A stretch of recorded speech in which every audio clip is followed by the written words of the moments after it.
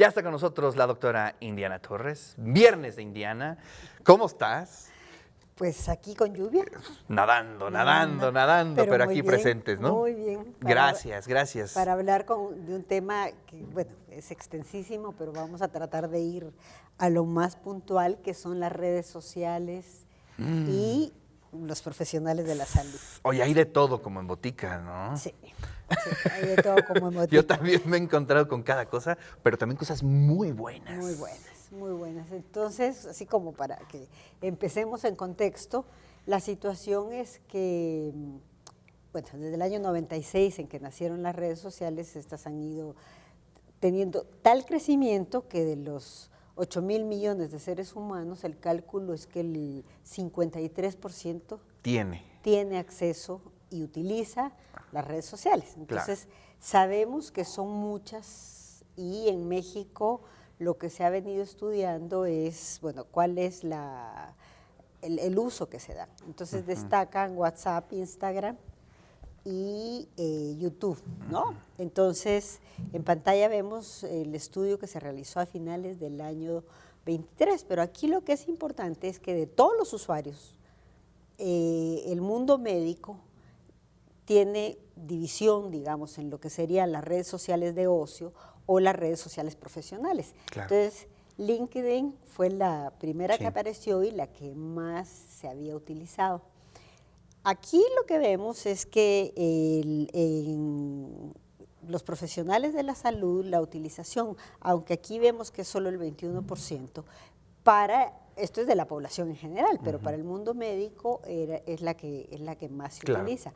Se han ido creando otros y es interesante el analizar cómo se utilizan. Entonces vemos que hay médicos, los menos, que no utilizan.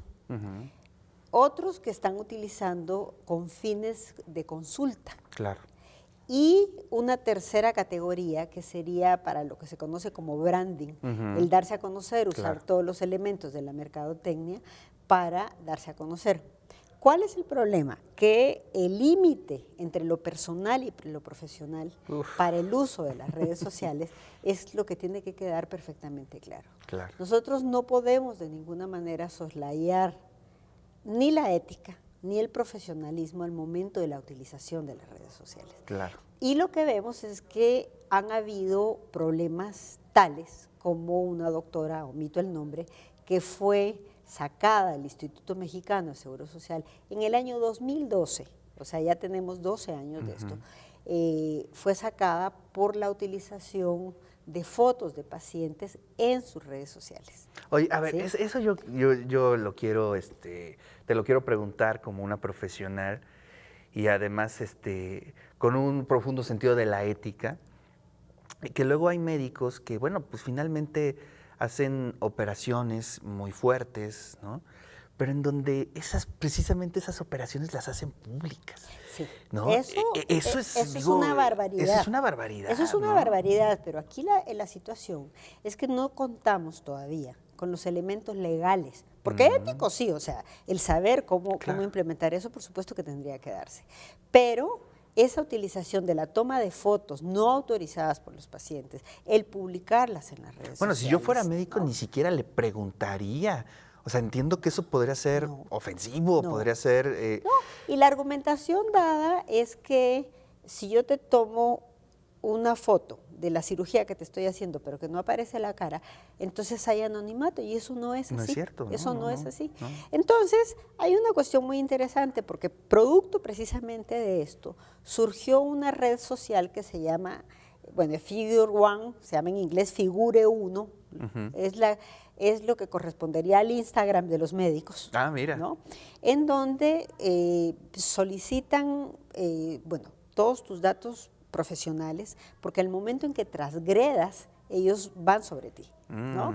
Entonces, le piden al médico que va a publicar un caso que tenga la autorización firmada, el consentimiento del paciente o de la paciente para que se hagan las publicaciones no solo de sus fotos, sino de su información personal, porque finalmente si a ti te duele un dedo es tu dolor y no tiene por qué ser publicado ni por qué ser compartido. No, y además, bueno, regularmente esos son en temas privados, ¿no? Claro. Creo que en lo público no se da esa situación, o por lo menos yo no lo he visto, sino Sí. en el mundo de lo privado. Y pues, oye, pues estás pagando, estás Sí. dando una fuerte cantidad y todavía te hacen público. Pero Es además tremendo, hay ¿no? otra situación que las redes sociales han posibilitado Ujú. y es algo que sucedía antes, que sigue sucediendo. Tú vas a una fiesta, vas a un evento, te identificas como médico y a alguien le duele algo, ¿no? Eso es típico, ¿no? Típico. Ya que está el médico, pues entonces le consulta, ¿no? Ajá. Estas consultas de pasillo no corresponden, pero a través de las redes sociales se han aumentado. Ah. Se han aumentado enormemente. Y los consejos, como una receta para todos, ¿no? También se han ido dando. Entonces, nosotros aquí vemos que hay ventajas y desventajas en el uso de las redes sociales. Hay mayor creatividad, hay expresión de sentimientos, se reduce la soledad. Es un nuevo medio de trabajo que es lo que estamos viendo. Sí. Pero por el otro lado, vemos que hay problemas de ansiedad, de tristeza, de baja autoestima, de insatisfacción, pero algo que se conoce como FOMO, que por sus siglas en inglés es Fear of Being Out. Entonces, es no estar al tanto, no estar en la primera. Entonces, o sea, tú ves como todo el mundo está con el celular en la mano porque tiene que estar pendiente. Entonces, este miedo de estar fuera, ¿no? De no pertenecer, Claro. ha hecho que muchos médicas y médicos estén haciendo publicaciones, esto, de una receta para todo el mundo, ¿no? Entonces, deciden hablar, qué sé yo, de la próstata, ¿no? Entonces, lo que usted tiene que hacer es tomar tal y tal y tal. No saben cuál es el contexto del paciente. Claro. No saben cómo va a ser tomado el mensaje Claro. que vaya a ser emitido, ¿no? Entonces, las redes sociales han ayudado en esto, pero además, de parte de los pacientes hacia el personal médico, también de abuso. ¿Por qué? Hay un estudio muy interesante que se publicó la semana pasada por una revista brasileña, en donde el sobreuso de WhatsApp, por no hacer la diferenciación esta de lo personal y lo profesional, en donde mi cuenta es conocida para todo el mundo, entonces exigen los pacientes la respuesta inmediata frente a sus demandas, para cuestiones de agenda, para cuestiones de dolencias, para cuestiones de interpretación de resultados. Aquí le mando mis resultados, dígame qué tengo, ¿no? Claro. Entonces, esto ha sido estudiado porque ha producido una sobrecarga dentro del mundo médico de trabajo, ¿no? O sea, tenemos las dos caras de la moneda, en donde pues el fin de semana, el domingo a las 12 de la noche, alguien está preguntando qué es lo que le está sucediendo y demás. Entonces, una de las cosas que hay que salir al paso es a la infodemia. Claro. ¿Por qué? Si te recuerdas, esto es un término, un concepto que apareció en la pandemia, Exacto. porque las redes sociales pues tuvieron similitudes en cómo se distribuye, cómo se contagia una pandemia. Sí. Entonces, esta pandemia de información, en donde, ya eso lo hemos analizado acá más de una vez, hay información falsa, ¿no? O no necesariamente acertada. Entonces, de parte de los organismos internacionales de salud, surgió la necesidad de hacer infodemiología. Es decir, la utilización de la información de salud que los usuarios publican, evaluarla, analizarla y tomar con eso elementos suficientes que sirvan para la salud pública, Claro. para salirle al paso precisamente a toda esta desinformación. Pero vemos además que han habido otro tipo de utilizaciones que son realmente muy interesantes. Por ejemplo, se ha definido de parte de la psiquiatría un término muy interesante que se llama fenotipado digital, en donde a través de la repetición de las palabras o de las búsquedas que se haga exactamente de una población, definir si está pasando un problema en ese momento, específicamente si están buscando depresión, suicidio, Sí, sí, sí.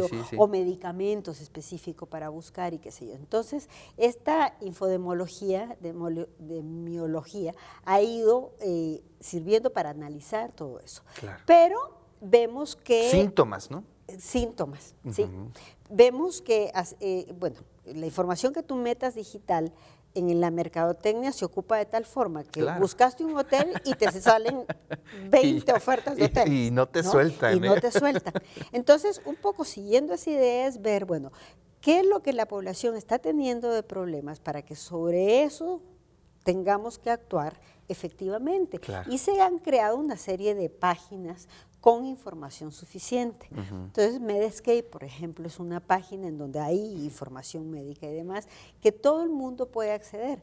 El problema es la interpretación que se le da a esa, No, a esa y también información. uno de los temas es cómo te ranquean, ¿no? Claro. ¿No? Porque digo, si tú buscas algo sobre cualquier área, regularmente la primera que te sale es Wikipedia, que yo no estoy para nada peleado con Wikipedia. Yo, al contrario, estaría a favor de que todo el mundo estuviera metido en Wikipedia vigilando los contenidos Y y vigilando las editando. fuentes. Sí, y vigilando Porque las fuentes. en el mejor de los casos ellos ahí ponen que no hay fuente autorizada. Claro. O cuando se hacen bien hechos, incluso aparece Claro. la cita, aparece la fuente.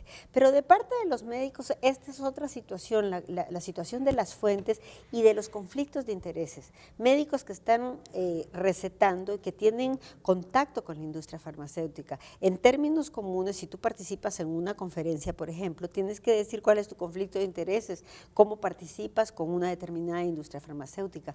Pero aquí, a través del anonimato, eso se esconde. Claro. Entonces, es otro de los elementos éticos que tenemos necesidad de entrar a formular. Pero bueno, esto ha sido tan importante que dentro de las metas del desarrollo sostenible de Naciones Unidas entró la necesidad del análisis de estos problemas de salud a través de las redes sociales. Que se le llama los metadatos, ¿no? Claro. Entonces, la revista Panamericana de la Salud contactó a 4 de las agencias más grandes de Big Data y Salud para sobre eso empezar a analizar, para empezar a ver, pedirle a todos los gobiernos del mundo el gestionar y el implementar leyes que permitan que toda esta información disponible para todas sea utilizado correctamente. Ese yo creo que es el gran Ese tema. es el gran tema. Bueno, pues en el contexto mexicano te acordarás, en algún momento el padrón electoral amaneció en Tepito vendiéndose y todo el rollo, ¿no? Claro. O sea, ¿cómo conservar con seguridad todos estos datos?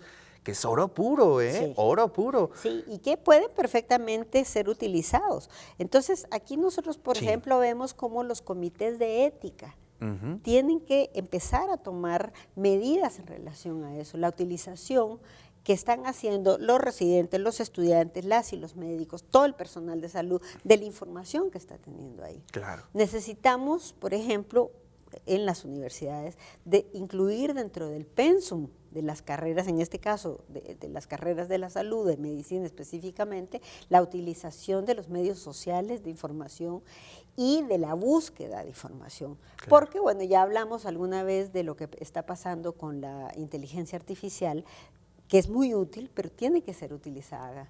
Correctamente, y entonces hay que hacer la legislación necesaria para que todo esto pueda darse, ¿verdad? Ese es también todo un reto, ¿no? Sí. Es prácticamente imposible. O sea, más bien estamos reaccionando ante los avances tecnológicos, ¿no? Y eso es un gran reto. Eso es un gran reto, pero en todo caso, para las y los médicos aquí, la recomendación más general sería diferenciar lo personal de lo profesional. Tener una cuenta para cuestiones profesionales y otra cuenta para cuestiones personales y no mezclarlas. Híjole, pero desgraciadamente la fórmula del éxito de las redes es precisamente mezclar esas cosas. Claro, ¿no? Bueno, pero ahí es en donde hay que ser ahí es donde la vigilante. ética se tiene que poner en el porque centro, entonces ¿no? tu paciente te pide ser su amigo y pues ya se mezcló todo. Sí. Entonces ya no es tu contacto profesional con esa persona, sino que se entere de todos los chismes de tu familia, de tu vida, de tus amigos Sí, y demás. sí, sí, Y sí. viceversa, ¿verdad? Híjole, pues es todo un tema, ¿eh? El de las redes sociales. Creo que a nivel general nos hace falta una alfabetización, ¿no? Del uso de las redes, porque también, híjole, se dan cada situación, los linchamientos, la infodemia, y se crea toda una nube Sí. que no nos deja ver la realidad. ¿no? Y si tú te das cuenta, para las instituciones de salud esto ha sido realmente Sí, todo un tema. todo un tema, porque por un lado los ataques que se dan se viralizan y se denosta o a una persona o a una institución sin De la nada. sin ningún control. Sí. Bueno, excelente columna, Indiana. Muchísimas gracias. Nos estamos Y bueno, viendo. pues nos saludamos El la próxima viernes. semana. Y feliz puente. Así es. Pásenla bien.